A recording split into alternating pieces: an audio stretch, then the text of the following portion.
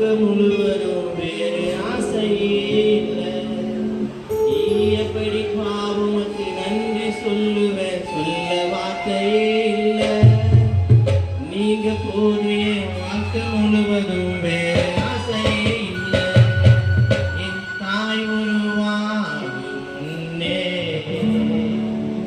என் கருவை கண்டீரையா, என் பேருருவானே பெயர் சொல்லி அழைத்தீரையா. எப்படி பாவமக்கு நன்றி சொல்லுவேன்,